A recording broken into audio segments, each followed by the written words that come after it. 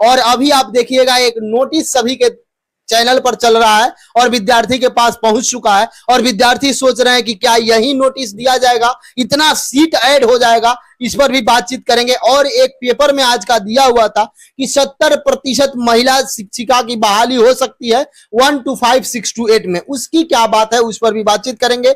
और आप लोग का जो लगातार ये डिमांड होता है 1 कैंडिडेट 1 रिजल्ट, सबको लेकर चर्चा करेंगे। सबका स्वागत है एग्जाम जी, बहुत बहुत धन्यवाद सर। इतना सीट फिर ऐड होगा क्या? पहले तो हमको लगता है टेक्निकली इस बात को समझना होगा। ये जो अभी आप लिस्ट दिखा रहे हैं कि हर डिस्ट्रिक्ट में रोस्टर में इतना दिखाया गया है कि टीआरई 1 और टीआरई 2 मिला करके इतनी वैकेंसियां खाली हुई है, सामान्य में इतना, उर्दू में इतना, वगैरह वगैरह। 1 to 5 और 6 to 8 का ये डाटा है। तो आप ये समझिए कि आप पेपर में भी देखे होंगे कि टीआरई 3 में महिलाओं का 70% महिलाओं की हो सकती है बहाली, 70% तक महिलाओं की हो सकती है बहाली। इसका क्या आशय है, पहले इस बात को समझना होगा। यूं समझिए कि जैसे 1 to 5 और 6 to 8 में 50% महिलाओं को स्पेशल रिजर्वेशन दिया गया है। वो तो फिक्स है, ये तो फिक्स है कि 50% महिलाएं यहां से जाएंगी ही जाएंगी, ये तय है। लेकिन जो महिला अपने परफॉर्मेंस के बल पर उस 50% के दायरे से ऊपर आती हैं, कहने का ये मतलब है कि अगर हम परफॉर्मेंस अपना बेस्ट देंगे, चाहे हम किसी भी कैटेगरी में क्यों ना हो, बाकी सीट पर हमारी दावेदारी चली जाएगी। यानी कि पुरुष वर्ग के सीट पर भी हम घुस सकते हैं 50% से ऊपर आकर के। अगर 10% महिलाओं का भी परफॉर्मेंस बाकी के 50% पुरुषों के अंदर घुसा, तो यानी कि 10% एक्स्ट्रा आपका वो महिलाएं चली आई, 50% तो आएंगे ही आएंगी, 10% अपने परफॉर्मेंस के बल पे एक्स्ट्रा सीट ले ली, 60% हो गया। तो अब ये पेपर का कहना है, अभी शिक्षा विभाग इसको क्लियर नहीं की है, ना ही बीपीएससी क्लियर की है। पेपर में जिस तरह के न्यूज बन करके आया है कि जो टीआरई 1 का रोस्टर क्लियर हुआ है, टीआरई 2 का जो रोस्टर क्लियर हुआ है और 50% रिजर्वेशन की बातें तो पहले से है, तो अगर ये जो बताया जा रहा है कि महिलाओं को टीआरई 3 में पुराने रोस्टर का लाभ दिया जाएगा, तो अगर 10% सीट भी महिलाओं को स्पेशल दे दिया गया पुराना सीट, तो 70% तो ऐसे ही महिलाएं पहुंच गई। अब सवाल उठता ये है कि पुराने रोस्टर में क्या सिर्फ महिलाओं का सीट खाली हुआ है, पुरुषों का सीट खाली नहीं हुआ है? तो सबका खाली हुआ होगा। तो पुराना रोस्टर आखिर आया कहां से टीआरई 1 टीआरई 2 में? तो बाद में जो वेरिफिकेशन के बाद जो सीटें वैकेंट हुई है, वेरिफिकेशन के बाद, जैसे कि मान लीजिए कि सीटेट का मार्क्स को ले लीजिए, गलत डॉक्यूमेंट्स को ले लीजिए, कॉम्बिनेशन तो यहाँ का नहीं है, गलत डॉक्यूमेंट्स वाला बात ले लीजिए, और आय जाति निवास या दूसरे कारण जो भी रहे हो, उसके कारण जो हर डिस्ट्रिक्ट में सीट वैकेंट हुआ है उसको ही पुराना रोस्टर की बातें कही जा रही है। उसमें मेल का भी सीट होगा, फीमेल का भी सीट होगा। ये अलग बात है कि फीमेल का सीट ज्यादा हो सकता है, ये एक संभावित है। तो अब देखना यह है कि बीपीएससी इस पर क्या करती है। एक तो बात यह है, दूसरी बात आपको यह समझना होगा कि जैसे आप बोल रहे हैं कि टीआरई 3 में 75% पर वैकेंसी निकाला गया, यानी 65% और 10% ईडब्ल्यूएस, 70 जैसा बोल रहे थे। हाँ, 75% पे निकाला गया। तो स्वाभाविक है कि जब अब सुप्रीम कोर्ट का निर्णय आ गया कि आपको 50% प्लस 10%, इसको बीपीएससी भी क्लियर कर दी कि हम जब रिजल्ट हम बनाएंगे तो 50% के फार्मूला को ही एक्वायर करेंगे, यानी 50% 10% ईडब्ल्यूएस का। तो स्वाभाविक है कि डेटा मिसमैच तो ऐसे ही हो जाएगा। 75% जब 65% में कन्वर्ट होगा, 60% में कन्वर्ट होगा, तो ये 15% डाटा तो ऐसे ही मिसमैच हो जाएगा कि जहां नंबर ऑफ वैकेंसी महिलाओं के लिए इतना रिजर्व किया गया था, या फिर कोटा के अकॉर्डिंग जो एससी कोटा है या ओबीसी कोटा BC1 BC2 का जो रिजर्वेशन में अंतर पड़ा है, तो वहां पर सीट में उथल पुथल होना है, तो स्वाभाविक रूप से उसका प्रभाव आपके कट ऑफ पर भी पड़ेगा, सीट पर भी प्रभाव पड़ेगा। तो ये अभी तक मामला समझिए एक तरीके से उलझा हुआ ही है, और एक संभावित कह सकते हैं कि महिला की भागीदारी 60 से 70% तक हो सकती है, इस आधार पर जो हम बताए हैं। तब तो पुरुष को बहुत इसमें कड़ा मेहनत करना पड़ा होगा, या रिजल्ट भी आएगा तो वैसे बहुत कम लोगों का आ सकता है, 30% में कम ही ना शामिल होंगे पुरुष। तो निश्चित रूप से मेल वर्ग का कट ऑफ, इसीलिए फीमेल वर्ग के कट ऑफ से 5, 7, 8 मार्क्स का गैप रहता है।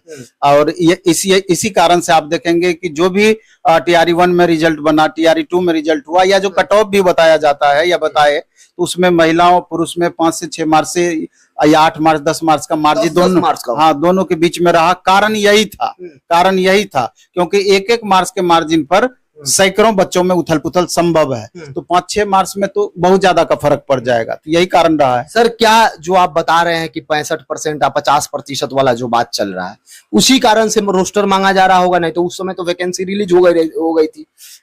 आयोग भी आखिर क्या करेगी? बीपीएससी अब निश्चित रूप से जो कोर्ट का डिसीजन आया है उसको तो फॉलो करना ही करना है। यही कारण है कि माननीय चेयरमैन सब रोस्टर की बातें हमेशा इधर वर्तमान में करते रहे कि रोस्टर क्लियर हो जाएगा तो उसके बाद हम रिजल्ट तैयार करेंगे। तो किस आधार पे करेंगे? पहले तो ये है 75% आधार की 60% आधार, ये मेन हुआ। अब आ गया कि नहीं, आपको 50% 10% पे रोस्टर बनाना है। तो जब इस आधार पे बनाना है तो नंबर ऑफ वैकेंसीज किस सेक्शन में कितनी है, जब पूरा का पूरा क्लियर होकर इनके पास आ जाएगा तो ये रिजल्ट बनाएंगे। शायद यही कारण रहा कि हर प्रोसेस में लेट हुआ। अब जाकर क्लियर की है कि आज निश्चित रूप से आज से कल तक में आपका OMR को अपलोड कर दिया जाएगा। इसके जस्ट बाद फिर आंसर की अपलोड करने की बातें की जाएंगी। सर, तब तक ये भी हो सकता है कि फिर से बच्चों को कहीं जैसे जिला भरे थे भरने का मौका भी मिल सके। अब क्या होगा ये आयोग क्लियर करेगी, शिक्षा विभाग क्लियर करेगी। अब 2-4 दिन में आपको सारी छोटी छोटी बातें जहां अभी भी डाउट जिस मैटर पे बना हुआ है वो आपका क्लियर हो जाएगा। सर, अगर 1 कैंडिडेट 1 रिजल्ट लागू नहीं होता है, जिस तरीका से 70% की बात पेपर में किया जा रहा है, तो पेपर ऐसा थोड़े अपने मन से चिपकाए होंगे, कुछ ना कुछ जानकारी उठाए होंगे बीपीएससी से या शिक्षा विभाग से। अगर वैसा होता है, 1 कैंडिडेट 1 रिजल्ट भी लागू नहीं होता है, तब तो बहुत बड़ा समस्या हो सकता है। इसीलिए हम बार बार अभी आप देखे हैं कि जब भी हम वीडियो बनाते हैं तो इसको प्रमुखता से इस मामले को हम लेते हैं कि 1 कैंडिडेट 1 रिजल्ट और वेरिफिकेशन प्रोसेस, ये 2 ऐसा चीज है कि इसको छात्रों को गंभीरता से लेना ही पड़ेगा। और इस चीज को लेकर के तमाम शिक्षकों से भी हम बात करने की लगातार कोशिश कर रहे हैं। और एक बड़ा सा ट्विटर कैंपेन 4-5 दिन के अंदर में, जिसकी घोषणा आज से कल तक में कर दिया जाएगा या हम लोग कर लेंगे। पहले इसका ट्विटर कैंपेन रख करके सब छात्रों को, टीचरों को एकजुट करने का प्रयास किया जाएगा, बाकी बाद में देखा जाएगा। ये तो इसके बावजूद भी यदि किसी भी प्रकार का कोई कंफ्यूजन हो तो वह आप कमेंट बॉक्स में जरूर कमेंट कीजिएगा। एक मेरे पास लिस्ट आया है जिसमें कि जिस यूनिवर्सिटी को ब्लैक लिस्टेड बिहार सरकार की है या शिक्षा विभाग उसमें अपना ब्लैक लिस्टेड की है, उसकी सूची मैं बता दे रहा हूं, उसको आप देख लेंगे। और कोई भी विद्यार्थी यदि वहां से बीएड या डीएलएड या पीजी किए हैं तो उनका जो फर्जी सर्टिफिकेट है वो फर्जी में चला जाएगा। इसलिए पहले सतर्क हो जाएं और जो भी प्रचार करके डिग्री बेच रहे हैं उनसे डिग्री खरीदने का। तो बीपीएससी इतना उदार नहीं हुई है कि इस वैकेंसी को टीआरई 3 में शामिल कर देगी, क्योंकि उनको डेटा भी अपना पूरा करना है कि 1,60,000 वैकेंसी हम कैसे पूरा करेंगे। उदाहरण के तौर पर अब इस आरटीआई पे आ जाइए। ये आरटीआई आपके लिए बेहद महत्वपूर्ण है। इस पर सबका क्लियर हो जाएगा कि 60%, 70%, 80%। देखिए, ये आरटीआई जो दिया हुआ है ये 6 जून का आरटीआई है। 6 जून 2024, प्रशाखा पदाधिकारी सह लोक सूचना पदाधिकारी बीपीएससी पटना। अब इसमें जो कहा गया है कि सूचना का अधिकार अधिनियम 2005 के तहत सूचना उपलब्ध कराने के संबंध में अब इसमें सबका डिटेल बताया गया है। 1 to 5 का पीआरटी का, इसको गौर करना है, ये स्पेशल डेटा 1 to 5 का है। उस समय एक्चुअली में क्या था कि 1 to 5 की टोटल वैकेंसी 79,943 थी, जिसमें सामान्य वर्ग का पीआरटी का उर्दू और बांग्ला को छोड़ दिया जाए, अन्य भाषा को छोड़ दिया जाए, तो 67,600 वैकेंसी था, जिसमें फाइनल सिलेक्शन 64,853 सामान्य सीट पे हुआ था। 64,853 और 64,853 में अब इसका डिटेल जानते हैं कि किसका क्या हुआ। तो इसमें 10,000 कॉमन था, तो 54,000 के आसपास। हाँ, कॉमन कैसे था इस पर पहले आ जाएंगे। तो इसमें मेल ऑफ बिहार, यानी कि बिहार के जो मेल कैंडिडेट हैं उनका जो रिजल्ट आया 20,681 रिजल्ट मेल बिहार का। फीमेल बिहार का 27,991। गौर करेंगे, मेल बिहार का 20,681, फीमेल बिहार का 27,951, मेल अदर स्टेट का 3909 मात्र। मात्र 3900 9 मेल अदर स्टेट, लेकिन फीमेल अदर स्टेट 10,112 ये कैसे हो गया? महिला अदर स्टेट इतना? हाँ 10,112 पहले और पर हम आते हैं फिर पीछे मुड़ेंगे। Bihar disable male candidate 1290, Bihar disable female candidate 348, other state disable male candidate 388, other state disable female 174। अब देखिए यहाँ पर क्या बात, तो माननीय तत्कालीन चेयरमैन अतुल प्रसाद सर पर आरोप लगा था, उन पर आरोप लगा था कि फीमेल कैंडिडेट जो होता है बिहार का, तो जो उनके लिए स्पेशल रिजर्वेशन दिया गया है तो उस पर सिर्फ बिहार के फीमेल कैंडिडेट का अधिकार होना चाहिए था। लेकिन यहाँ पर आप क्या देख रहे हैं कि मात्र 3909 मेल कैंडिडेट अदर स्टेट का हुआ, फीमेल 10,112 हो गया, 3 गुना से अधिक, 3 गुना से अधिक। इसका साफ मतलब है कि फीमेल बिहार का जो 27,951 रिजल्ट दिया गया, 100% इसमें फीमेल अदर स्टेट का भी 10,112 रिजल्ट शामिल है, यानी 17,000 बिहार की महिला, 10,000 बाहर की महिला। तो अब आप ये बताइए कि आरक्षण का जो नियम है बिहार के संदर्भ में कि आरक्षण का लाभ सिर्फ बिहार के कैंडिडेट को मिलेगा, तो यहाँ पर तो उसका हनन है एक तरीके से देखा जाए।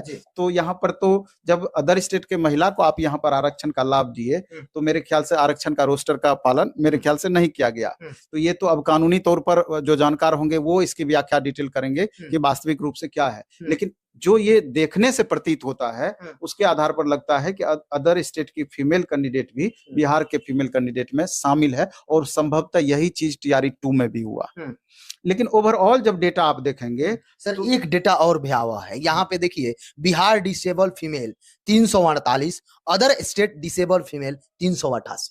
बिहार डिसेबल फीमेल 348 है, अदर स्टेट डिसेबल फीमेल 174 है, अदर स्टेट डिसेबल मेल 388 है, यानी कि बिहार के हाँ अदर है। तो यहाँ पर जो सब दिन से विकलांग कैटेगरी के स्टूडेंट आवाज उठाते रहे हैं कि हम लोगों के साथ उचित न्याय हुआ नहीं हुआ, तो संभवतः इसी RTI के आधार पर वो बोलते रहे हैं। तो यहाँ पर ये 2 मामले हमको लगते हैं कि थोड़ा ज्यादा संगीन है। तीसरा चीज यहाँ पर ये देखना है कि ओवरऑल जो वैकेंसी की बात कही जाए तो लगभग 1,70,000 वैकेंसी थी। सर एक मिनट, अगर यही जोड़ दिया जाए पुरुष और महिला सबको जोड़ दिया जाए तो 30% लोग है। यहाँ 10 से 12,000 सीट यहाँ पर वैकेंट रह गया, और इस वैकेंसी को TRE 2 में ऐड किया गया आगे चल करके, खाली 1 to 5 में। और ओवरऑल 1,70,000 जब वैकेंसी थी, 1,70,000 है ना, तो इसमें 90 से 95,000 ही स्टूडेंट फाइनली ज्वाइन किए, बाकी सब TRE 1 में, यानी कि लगभग 70,000 सीट वैकेंट रह गया। अगर आज 1 कैंडिडेट 1 रिजल्ट की बातें इंप्लीमेंट रहती और वेरिफिकेशन प्रोसेस इंप्लीमेंट रहता तो ये 70,000 जो सीटें वैकेंट रह गई, इसका लाभ 100% TRE 1 कैंडिडेट को ही मिलता। अब TRE 2 में चलिए, थोड़ा सा आगे बढ़ना है। TRE 2 में 1,20,000 लगभग वैकेंसी थी TRE 2 में,